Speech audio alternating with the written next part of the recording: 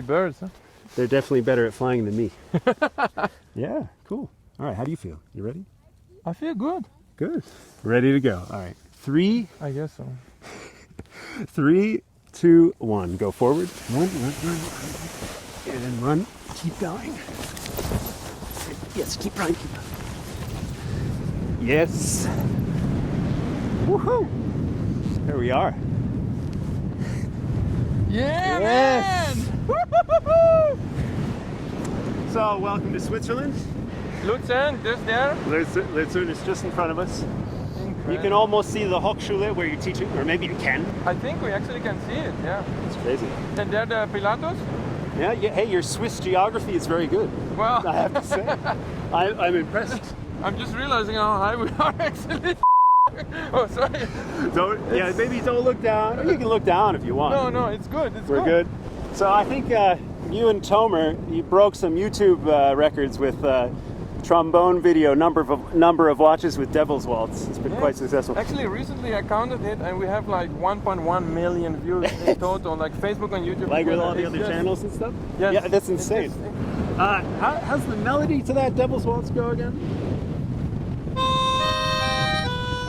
Yes.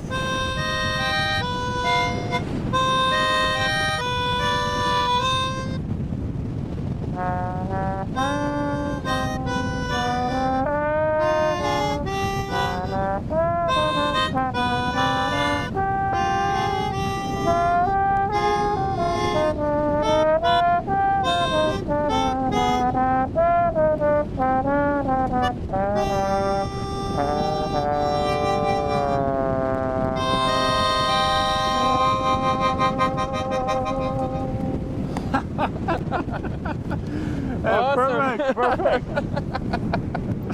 I guess this will be the first and last time Devil's Waltz over the Lake Lucerne. But why last time?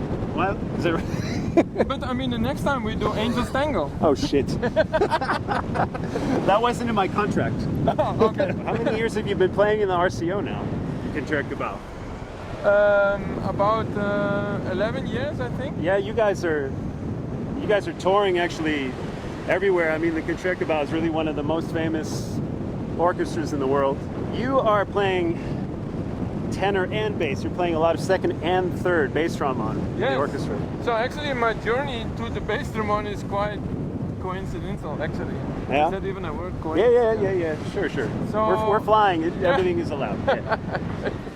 I mean, we're really flying. Yes. Wow. I'm really impressed. Oh, so I started on euphonium when I was like 7. Yeah. Studying with my grandfather, and then of course my brother, as you probably know, is also a trombone player. Yes, Nico. Yeah, he's your section mate in the orchestra. Yeah, he's 8 years older than me, but he started in the same journey, basically, also with euphonium in the wind band, you know, in our local wind band. Like the village wind band stuff. Yeah, exactly. And then when I was 15, I switched to trombone, basically after talking with Nico. And my uncle is a professional trombone player as well. And I'm talking here, but at the same time realizing we are very high up in the air. That's right. We're gonna fly over the water in just a second. So, if we fall, it will be a soft landing. Yeah. Do you know that actually Brahms, he like in the fourth movement, he implemented some melodies that actually come from the rigging. No, really? No. I knew it. Okay, I knew it was Switzerland, but I didn't know it was Rigi. Yeah. It was just there. How are the chops? The chops are great, especially because I'm playing on the Baroque mouthpiece today. I heard it's like the perfect combination for fun. Yeah, it sounds great. I think the Baroque flat mouthpiece that was intended for the people. Yeah, exactly. And also, you know, in these circumstances, like... maybe we can give a little Brahms 1 homage. A little inspiration for Brahms 1.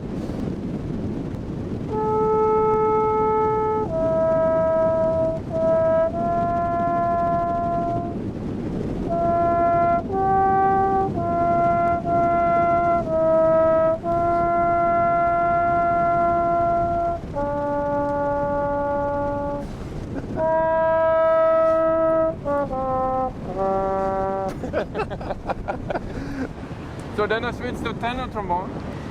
And I won a couple of auditions in a row, like in the Radio Philharmonic Orchestra and in the Radio Chamber Orchestra, where I was first a second trombonist and then principal trombonist.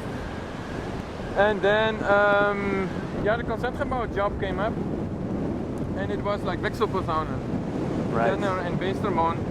Right. And that's actually the reason why I started to play bass trombone. Because of that position, actually. Yeah, because of the position. And yeah, like I said, it just happened. You know, like switching in between the two instruments, do you find it, is it natural for you, or did you have to work on it a lot? I mean, what are the difficulties? I mean, in the beginning it was not natural at all. The good thing is I always had a fairly good low range of tenor, so obviously that helped. Okay. And yeah, the first time I actually played bass trombone was after winning the job, like bass trombone in the orchestra, let's say. And yeah, that's, I mean, trial by fire. It was a weird experience, of course, because when you're so used in playing tenor in the orchestra, that's the sound you have in your head. So I knew exactly how I needed to sound like on principal and on second, but I really had to discover what it actually means to play bass in an orchestra. And not just the function, but also the sound. And honestly, that took me, I think, I could say 2 seasons. Like, I mean, really 2 years. I believe you. It's really a different role. I mean, it's not self-explanatory. No, and that's actually the biggest difference. Like, I really had to make a mental new program, actually. Like, I needed to how do you say it? To develop a new program in my brain for the bass trombone. Yeah, sure. Even though the technique is more or less the same. Like, it's just a little bit bigger mouthpiece and a bigger bell. And you've been teaching here now for what, 2 years, right? I started last season, so this is my second season teaching. And Lucerne is one of those places, like I said before, we came here many times with the orchestra. And we always love coming here, including myself. And it's a beautiful place. I mean, it's a very beautiful place. Anyway, Switzerland is like no other place on earth. Like, you know, right? Yeah, look at what we're doing right now. Exactly. You can come from just teaching. Look at where we are. Like, you can come from teaching and go for a flight and then go back and play a concert in the evening. I was teaching this morning. Yeah. Incredible. So then to have a teaching job here in this location, this place, it's it's incredible. Quite lucky, no? It's incredible.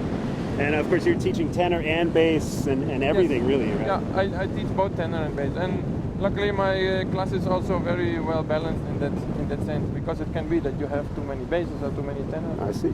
Cool. That's really good.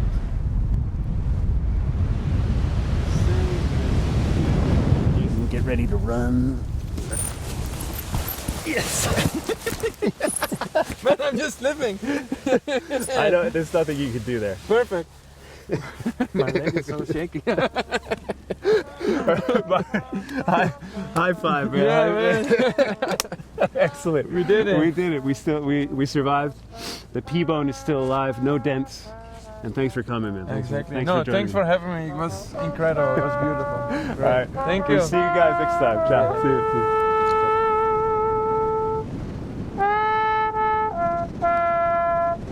Ha ha